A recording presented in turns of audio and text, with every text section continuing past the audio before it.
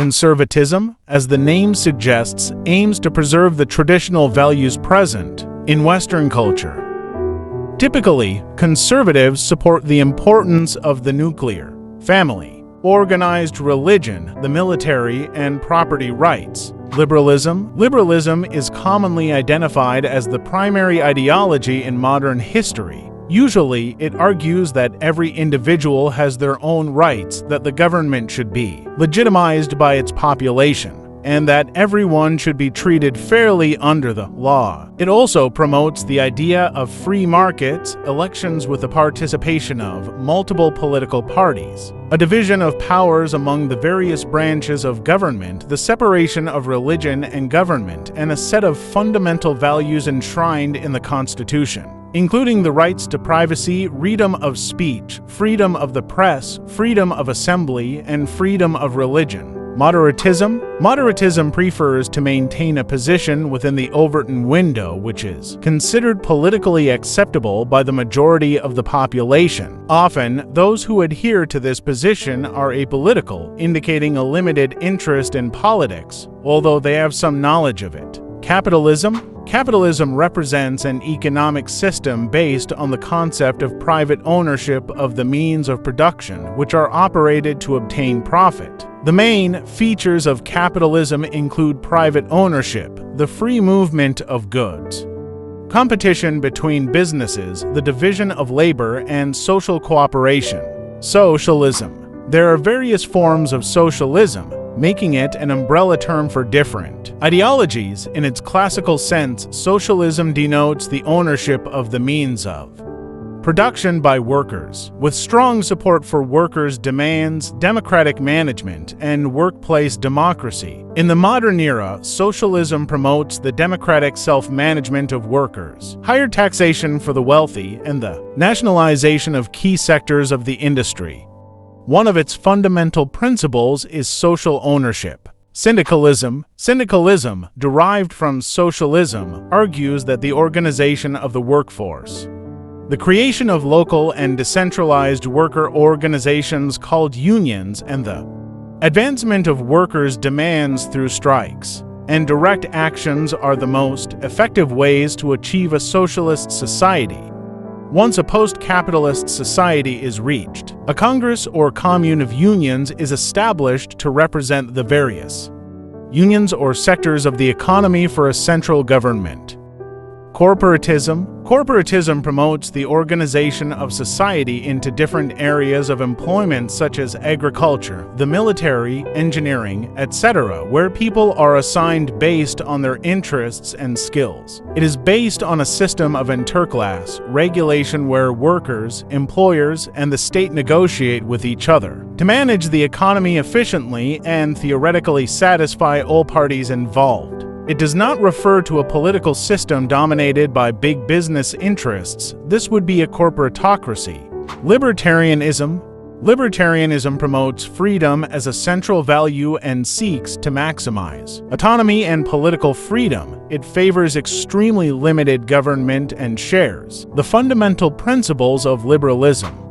Imperialism argued that a country should expand its power or influence through the use of military force. When it became widespread, it was once considered an ideology similar to moderatism, but over the years it has lost popularity. Imperialism is known for promoting war and for the idea that more powerful nations should dominate weaker ones. It usually seeks to justify these actions by insisting that colonized populations benefit from the assistance of wealthier nations which provide them with otherwise inaccessible resources. Egalitarianism is a philosophical view based on the idea of ensuring social equality as a priority for everyone. Consequently, equal rights and treatment under the law should be guaranteed for all citizens of a state.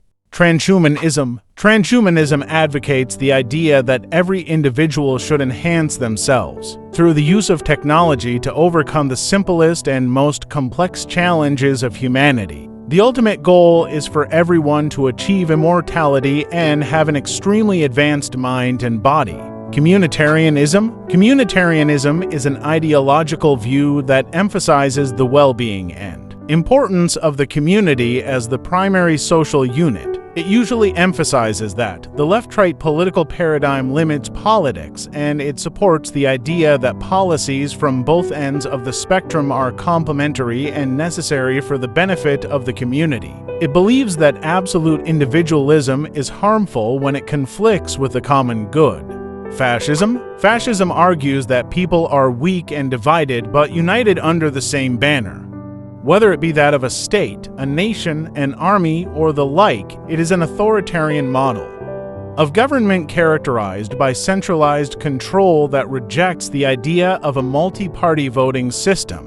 It includes a strong central power, usually embodied by a dictator, and thus rejects the concept of separation of powers. Fascism is also ultranationalist, arguing that a nation should not concern itself with the rights of other nations as long as it benefits itself. Typically, ultranationalism is accompanied by militarism, which promotes the idea of a sufficiently strong army to expand national interests and values. Fascism suppresses opposition through coercive methods. It believes in a natural social hierarchy and promotes the sacrifice of individual interests for the presumed good of the nation or race. Nazism. Nazism is a variant of fascism with an emphasis on its racist ideology, which proclaims the superiority of the Aryan race. It argues that Aryans should govern the rest of the world to improve it, so it is strongly ultranationalist. To be recognized as Aryans by the Nazis, one must be of white race, heterosexual orientation, mentally and physically healthy, not cowardly, and not of Jewish descent.